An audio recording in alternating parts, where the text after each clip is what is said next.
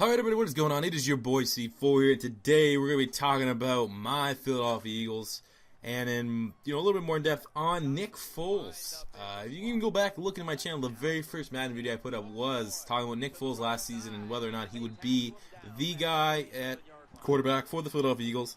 Now obviously Michael Vick won out that starting role to end that season and the beginning of this season. But ever since Michael Vick got injured, Nick Foles has been playing. Aside from the one game that I went to live in Dallas, Nick Foles has looked outstanding.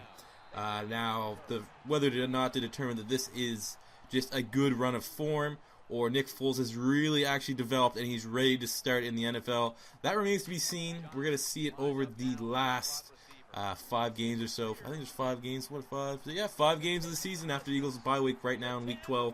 Whether or not Nick Foles will be that guy. We're quickly breaking down stats from this season. Nick Foles currently sitting at around 1,600 passing yards, 16 touchdowns, no interceptions, 120 rushing yards, and 2 touchdowns, and he only has 1 turnover, and that was a fumble loss. He's a 5-1 season record right now. As a 5-1, I think, is that a starter? I don't know if they gave him actually that game against the Giants, but we'll just say right now he's 5-1 as a starter with that 1 loss coming against Dallas, where he only played half the game. I believe he got a concussion early in the 3rd quarter, so we'll just say he played half that game. But, there's a lot of things you can really discuss about Nick Foles and as to why he will or will not be the guy in Philadelphia. But here are a few things that I just want to talk about. The first thing I will say is that his stats this year are outstanding. He has not turned the ball over. Be with Michael Vick, even if Michael Vick was at his best, you always knew that you're going to get that turnover to a game that, would really be the deciding factor in a really, really close game, a really close divisional matchup. Games that were required the quarterback to be clutch. Michael Vick has proven over his career not to be very clutch, as you can see against the, just go back to probably 3 years ago against the Green Bay Packers in the playoffs. Had wide open Riley Cooper in the end zone, slightly overthrew it for an interception that would end the game. Nick Foles, if he doesn't throw interceptions, you can't not say he's not clutch because he's not making those mistakes that Eagles quarterbacks have been prone to making over the last couple seasons. But the first thing I will say, if I had to compare him to a quarterback, I'm going to say he reminds me a lot of Tom Brady. I'm not going to come at you like I'm this aficionado that sits in my basement and looks at film all the time, but you can see a lot of Nick Foles and Tom Brady. Nick Foles is a more athletic Tom Brady, and obviously gives up a little bit in regards to like the quarterback knowledge, clutchness, poise. But their skill sets are the exact same. You could definitely see, if you watch Nick Foles and Tom Brady, they're both very, very composed in the pocket. They don't move around a whole much. You watch them play, and you're just like, holy shit, he's going to get sacked. Look how is that big, tall beanpole not really moving around the pocket? They look like, holy shit, those defensive ends, defensive tackles, those rushing linebackers are going to sack him. But they just get rid of it at the perfect time. And that's one of the biggest key attributes that Nick Foles has right now, is that his football IQ is really, really high, and he's super composed. He's willing to stand in there and make the tough throws.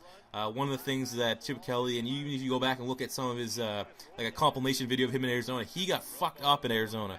I don't think I've seen a quarterback get his fucking hit as hard and as much as Nick Foles did, and he hasn't had major injuries in his career. So I don't know if you can put that to his durability or what, but if he will stay in that pocket, he will continue not to make bad rush throws like we're so used to with Michael Vick. Another thing is that Nick Foles can run the option. A lot of people thought that Chip Kelly's offense would only work with Michael Vick and this running quarterback, but Nick Foles can run. Like I said, he's more athletic than Tom Brady. As you can see there, he has 120 rush yards, 2 touchdowns. He might be able to bump that to 300 rushing yards, and probably, let's be real, probably 300 rushing yards and maybe add a touchdown or 2 more. So when you look at his final stat line, a quarterback that's like 6'7", runs a 5'1", I don't even know where it runs, a 5'1" 40, finishing the season with 300 rushing yards and 3 or 4 touchdowns. That's pretty goddamn impressive, if I have to say so. Plus, this season, he has a great rapport with all the receivers. You saw with Michael Vick that he pretty much went to Deshaun Jackson, and even in previous years, he had Jerry Maclin, which Nick Foles does not have the opportunity right now. As much as I personally think Maclin's a little overrated, he is a talented wide receiver. Michael Vick had all those tools and hasn't been as successful as Nick Foles is doing right now at this current span of the season. But Nick Foles has a good rapport with Deshaun Jackson. Nick Foles has a very, very strong arm. He can hit Deshaun Jackson on those Hail Mary type bombs for huge 20-yard average catches. He's made Riley Cooper fucking breakout season. Riley Cooper's on pace to have fucking like 15 receiving touchdowns. Who needs Jerry Mack when you have Riley Cooper playing the way he's playing right now with Nick Foles? Ertz and Selleck are being major parts of the offense. Michael Vick basically ignored Brent Selleck for almost all last year. Brent Selleck barely had any catches, and Brent Selleck is a very, very underrated tight end. I think he does make mental mistakes sometimes, but this season he's proved that he can definitely be a much better pass and run blocker. He's much more efficient in the run and the blocking game. Plus, you also saw last week he can fucking run. He outran pretty much the entire Washington Redskins secondary before he got tackled on the one. So, plus you got McCoy in the backfield. He's getting, is on par with his average of, upper echelon of running backs for receptions in a season. So Nick Foles is a great rapport with all of our wide receivers. But compare him to someone. Let's compare Nick Foles to the best quarterback in the league right now, Peyton Manning. Now, since Nick Foles has become a starter, here are the stats headed side by side with Peyton Manning. Record 4-1 for each. Nick Foles, 63.6% completion. Peyton Manning, 64.5% completion. Touchdowns to interceptions. Nick Foles has 13 touchdowns and 0 interceptions. Peyton Manning has 14 touchdowns, 5 interceptions. Total yards during that period, Nick Foles has 1,300. Peyton Manning has 1,700. Yards per attempt, Nick Foles at 9.9. Peyton Manning with 8. And a QB rating, Nick Foles 129.2. And Peyton Manning with 101.4. So even though a lot of people debate that the quarterback doesn't mean shit, Nick Foles is on par or beating Peyton Manning in some of these categories since he's been a starter. And if he could continue for the next 5 games and end up getting, if he wins, Nick Foles wins the next 5 games and completes all these games without throwing an interception and keeping his touchdown totals up, and finishes with maybe like 27, 28 touchdowns, no picks, and gets the Eagles into the playoffs, there's a chance that you could consider him for the MVP. I'm definitely not, declaring right now that Nick Foles is going to be the MVP if that happens, but he'll definitely be able to make that short list of the top 5 guys. He'll be able to squeeze in there with Peyton Manning, Drew Brees, Calvin Johnson, to get his name into the MVP consideration. But that's just there. That's just a little comparison. The final question I really want to talk about right now is Nick Foles the franchise quarterback for the Philadelphia Eagles? And I say it's going to depend on how he finishes the season out. If he can get 25 touchdowns at least and get the Eagles to the playoffs, I think he deserves and earned the opportunity to be our starting quarterback next season, and not making us use that first or second round pick on a quarterback to get, Marcus Mariota or Johnny Manziel. But if this doesn't work out and we do, run with him next year, the 2015 NFL draft will be rich still with quarterbacks. A lot of teams will probably go out and get their quarterback this coming season. They'll get, the Teddy Bridgewaters, the A.J. McCarrons, the Zet Mettenbergers, Taj Boyd, all those guys. Hopefully those quarterbacks, those teams will draft them. And then in 2015, it's going to be maybe the teams that have the older, still starting quarterback that will be looking at quarterback.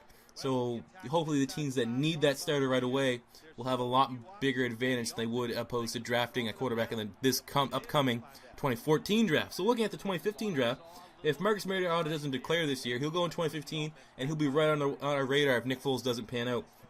QBs for the 2015 draft, you got Marcus Mariota, Jameis Winston, Brett Hundley, Johnny Manziel if he doesn't declare, Kevin Hogan from Stanford, Bryce Petty from Baylor will be a great quarterback. So there's tons of options, just enough that if Nick Foles does enough to earn his job next year, we're not totally fucked, because the next 2 drafts have quarterbacks that will be able to get, Philadelphia, that final franchise quarterback that we've been waiting for since Donovan McNabb. But another option would be if Johnny Manziel slips. There's a chance that Johnny Manziel could slip into the 3rd round if teams really want to stay away from his attitude issues. Even though he has improved that a lot, you don't know what another offseason, what kind of damage he can really do and hurt his draft stock. So there's always a chance. I'm not going to lie, even if Nick Foles is playing great and Johnny Manziel slips to the 3rd round, I'd probably take him. Because Johnny Manziel could fall like Geno Smith. A lot of people thought Geno Smith was for sure got to go to Buffalo. But some odd reason, Buffalo went with E.J. Manuel and Geno Smith fell. So that could be where we could look at getting a quarterback there and not using one of our first couple picks, improve our defense there, or even wide receiver, depending on what we do with Jerry Mackin. Check out that video. I will be doing an Eagles off-season kind of video where I talk about the draft, free agents, our current team, what we're standing on, looking going in the off-season.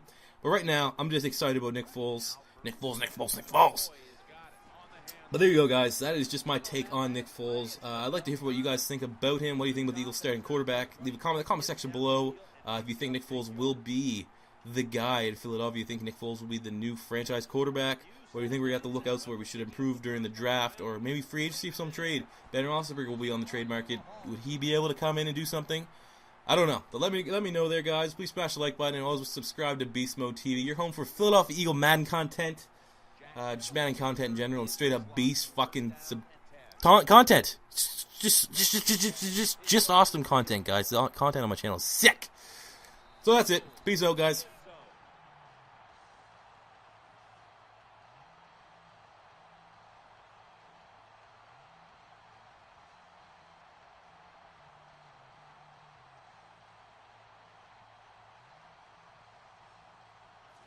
We're talking about some of the fastest humans on Earth. And we take into account you can't touch them or breathe on them. That's how they're able to get open and make so